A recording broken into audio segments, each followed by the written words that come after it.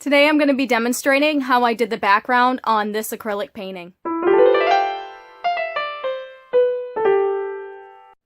Hi, Shannon Rowe Jackson here from Caution Our Set Play, and today I am going to take you through the steps that I took to do the background on my newest acrylic painting.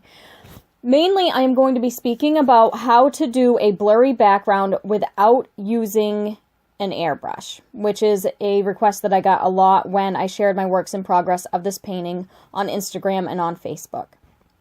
So, as you can see here, I've begun blocking in my blurry background, and you can kind of tell that I am using a smaller brush to get in there, which might be surprising to some of you. So, let me start off by saying that I have three main aspects that you want to keep in mind when you are trying to do a blurry background, especially in acrylic, which tends to dry fast. The first thing I want to talk about is the surface that you're using.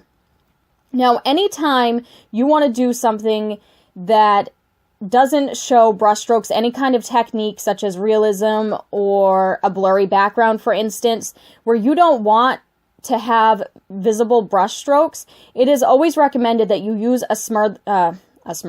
That makes a lot of sense. A smoother background, like a smoother surface to paint on. So for something like a bokeh background like this, it is highly recommended to use something such as a smoother canvas or a gesso board or paper, anything that is a little bit on the smoother side. The rougher the canvas texture, the harder it is to blend your acrylics, especially since acrylics tend to dry fast, so you have limited time to blend them out. So as you can see here, I am working on a canvas panel. The panel that I am working on right now is actually just a generic from AC Moore. I find that their generic canvas panels tend to be smooth enough to do the type of realism I want to do. It's a little bit rougher than I would prefer, but it's pretty smooth for something in this price range. So I'm pretty happy with these canvases. I've done quite a few paintings on them in the past. But it doesn't have a whole lot of tooth showing through, which is what is allowing me to work in the way that I am working right now. The next thing that I want to talk about that is paramount to any type of painting is the kind of paint that you're using. So for something like a bokeh background where you want to be able to have smooth transitions, especially in acrylic, because like I said, it dries faster, I think that it is best to use soft body acrylics as opposed to the thicker acrylics that you can get. So right now I am using the System 3 acrylics by Daler Rowney. And it's important that you know that it is the System 3 that I am using, because Daler Rowney tends to have a bit of a bad reputation with some of their acrylics. And I assure you it's actually their lower end acrylics that will do that to you. This acrylic is a softer body acrylic. It is more in line with Liquitex Basics. And I've been using this acrylic paint for years. This is my go-to. And I like soft body acrylics better than heavy body acrylics because they don't dry as fast. Heavy body acrylics are ideal if you're doing impasto and you want a lot of texture. They're closer to oil paint in that aspect, but I have noticed that they tend to dry a little bit quicker. So when I'm working on a background, especially a blurry background, I find it is much easier to work with soft body acrylics because they don't dry as fast, and it allows me to work with them for a little bit longer and blend things out. So here you can see that I am laying it right down on the canvas, and then I'm coming in with the colors that are next to it, and I'm still able to blend. Now, you still kind of have to be a little bit on the faster side. This is something that comes with practice, but it's more apt to be able to be done with a thinner acrylic like this than with a thicker acrylic like I mentioned before. Also, another added benefit to this, if you are somebody who likes heavy body acrylics, you can use the heavy body acrylics with this later on. I find that it is much better to use thinner acrylics in your background and then the thicker acrylics in the foreground, so that you're not just creating depth visually, but physically you're creating depth on your canvas, which may help a little bit more with the illusion of depth in your painting itself. So anything that's going to be thicker, I recommend putting in the foreground if it's going to physically be thicker. So if you want to use your heavy body acrylics later on, use them on the foreground of your painting. That way there, it'll help push back the thinner acrylics physically and visibly. The next thing that I want to talk about with this is brushes.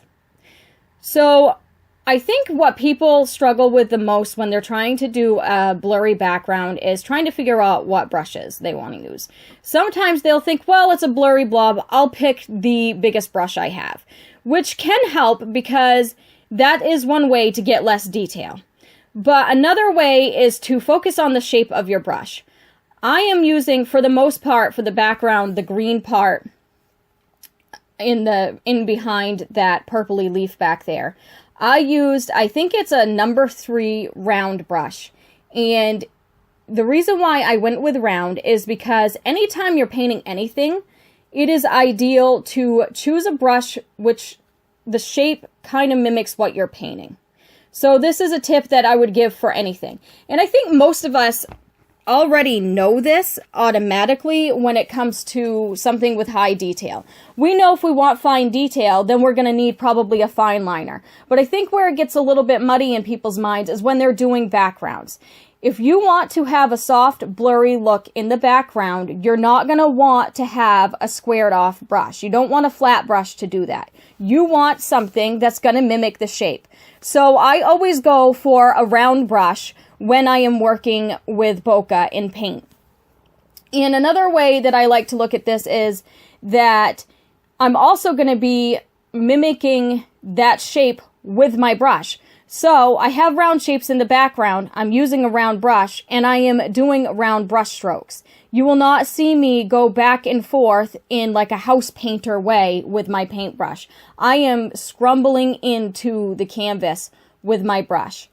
And my brush is a synthetic brush, and it is actually damaged. So this is another tip that you've probably heard me give this tip actually numerous times in my past videos. Always keep your damaged brushes because you never know when they'll come in handy. So the brush that I used mainly was, I think, like I said, I think it was around a number 3. It was a round, and it used to have longer bristles on it, but they got damaged severely. So I actually chopped the bristles down to about half the size, and that gave me what I call a scrub brush.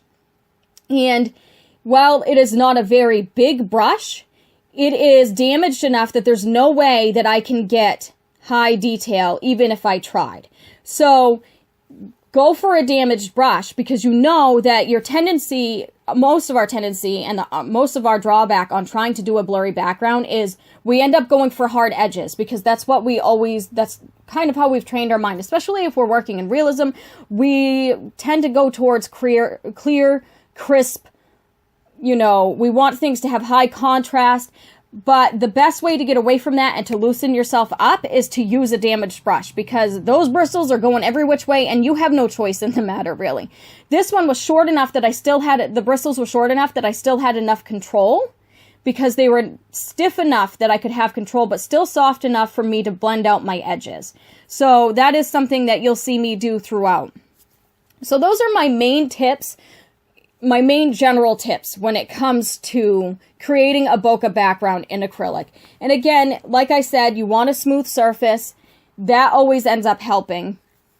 But the other thing that helps is you don't want to try and figure out what you're looking at in the background. You're just looking at shapes. And this is in general if you're doing any kind of realism. Try to avoid the very human tendency to try and create patterns and try and figure out what you're looking at. Take it spot by spot. Look at the blotch, mimic that blotch, and then move on to the next blotch, which is what you're seeing me do here. This is why I usually end up finishing a section and then moving on to the next, because it helps me just focus on the little shapes instead of worrying about the overall picture. Because I think that's where things get a little bit confusing for people, is when it's almost overwhelming if you're thinking about the whole picture. Throughout this, when I was doing it up close, I mean, it doesn't look great because I'm focusing on these small things, but when I back off, it became obvious, okay, that looks like a bokeh background, or that looks like a blurry leaf. And as I'm going along, I am gradually adding crisper lines. So I did my background, which was the blurriest. Then I'm doing the next one, the next layer, which is some blurry leaves. And I'm mostly getting the shapes of the leaves in there and then kind of blurring out the edges with that same brush that I described before.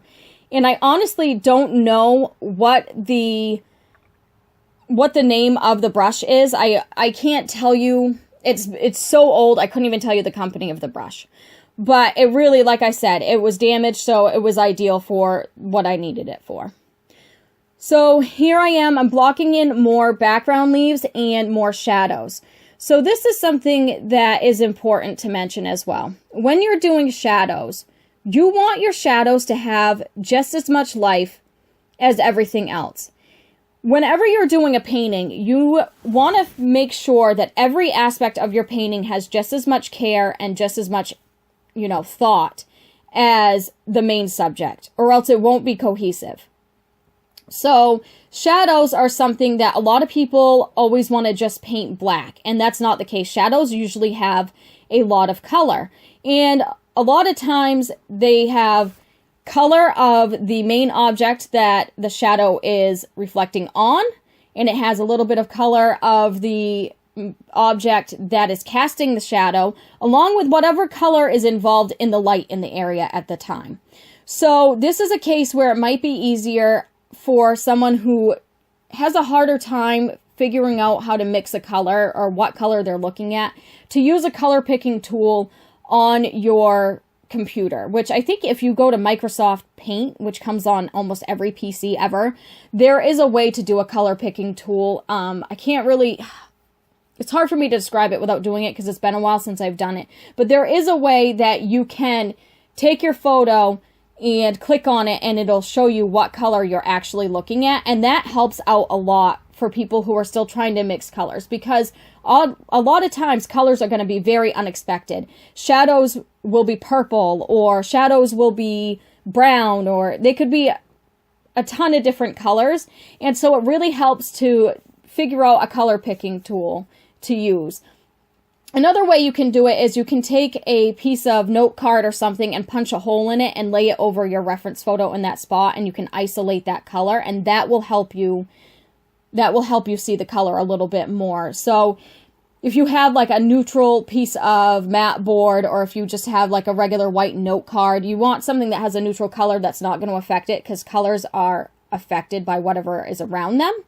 But you want to find something that has a neutral color and just poke a hole in it, and like I said, lay it over your reference photo. So anytime you're struggling with that, that's a good way to figure out what color you're actually looking at. So you'll see me use a lot of different techniques in this painting, and this video right now is actually part 1, so I'm going to get about halfway through the painting in this video, and then in part 2 you're going to see me do the more detailed leaves in the foreground and the butterfly itself. So right now I am just going through, and this leaf that I'm working on is one that when I looked at my reference photo, I even thought, oh, how am I going to do this? How am I going to make a leaf that you can tell it's a leaf, but it's just blurry enough that it's pushed back? And so I just took it little by little like I usually do. I laid a base color down, and then I began working on top of it. I laid a mid-tone down probably, and then I began working on top of it with my lights and my darks. It helps sometimes to do an underpainting just to get it started. When you have a spot in your painting that you're struggling with because it just looks too white. I mean, I know a lot of people who do a complete underpainting before they even begin. And for the most part, I'm not somebody who is intimidated by the white of the canvas anymore. I used to be when I was younger, but I've been painting for, I can't even tell you how many years I've been painting. So I've gotten over that for the most part. But when I encounter something that I either haven't done in a while, or it's something that I just have never done before, sometimes I will lay in an underpainting just to kind of knock that white off and get things started. And so that's what I did there. And you'll actually see me do that later on in the video and in the next video on the other leaves, just to kind of speed things along for myself a little bit. And I'm just going through and doing some smaller details in the veins of that leaf right now. And you'll see I go back and forth, even though I get most of my background laid in and I get it all set up, and it kind of, that background right now kind of looks finished. You will see me go back and forth many, many times to touch up that background as I see fit. There's a lot of times that I will put in what I see from my reference photo, and then I'll tweak it as I see fit to make the painting better, because even though I am using a reference photo to guide me, I don't want it to be exactly like the reference photo necessarily, because there can be a lot of camera distortion. And actually, if you look down in the corner, you can see the finished painting. I have the finished painting posted so you can see what we're working towards. And there are some subtle changes. The finished painting is a lot warmer than it looks while I was recording. For some reason, there's always a little bit of a blue cast while I'm recording anyway. But my background does end up changing quite a bit between this phase and then the finished piece. For instance, I did end up darkening the green in the background. I darkened that a little bit because I didn't want it to compete too much with the foreground. And I glazed some greens and stuff in the background as well to bring the colors a little bit to life, because I used a lot of white in that background and it made it a little bit muddy at times. So sometimes that's a good way that you can fix things. If you are struggling with a muddy look or something, or if your color just doesn't seem to pop, if you glaze a little bit over the color with its main color. So, for instance, that makes a whole lot of sense, huh? The green in the background, I took a light green and glazed it over the background to make the color pop again after I had added the white to it. So I lightened it, and then that kind of created a tint, because that's what happens when you add white to a color. It created a tint and it made it a little bit too pastel, so to make that color pop again, I put a glaze of the original color right over it. And the glaze also helps create depth. So that's something that you'll see me do later on. I think in the next video is when I show you some glazing techniques. So as you see down here, that shadow in the bottom corner kind of looks really black. And it's actually a layer of, a layer of a few things. I did use black, but I also mixed it with magenta. So it's actually a very, very, very dark purple.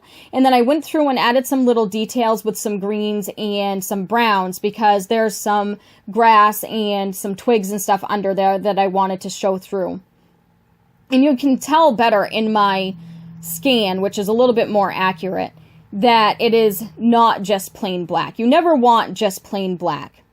And a lot of times I'll layer. Sometimes I will layer a little bit of black, and then I'll layer something like burnt umber over it, or glaze, a dark blue over it.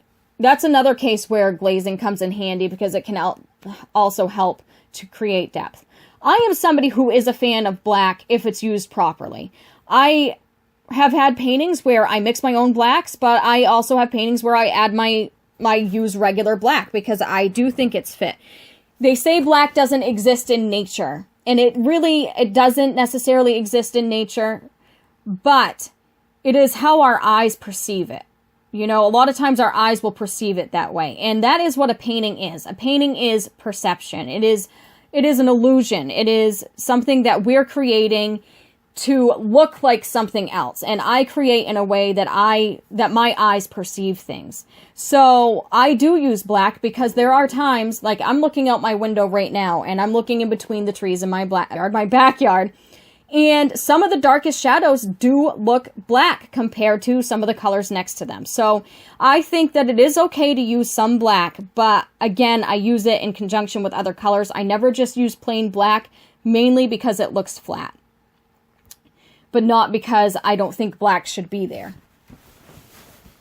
So anytime you do add black, you want it to be lively, is pretty much what I'm getting at there.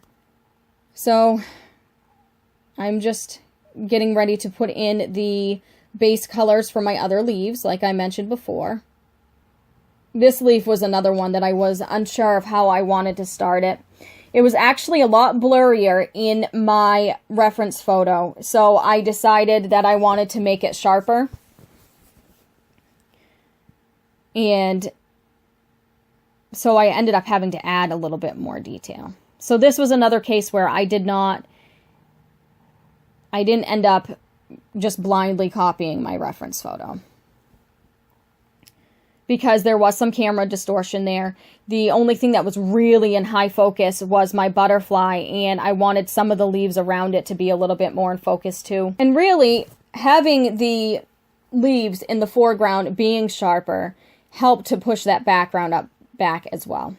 So here you're seeing me flip my canvas upside down. I did that for two reasons. A, because it was really hard for me to get down to the bottom of my drawing table, my drafting table, because there's a lip there. So it's hard for me to get to those details at the bottom.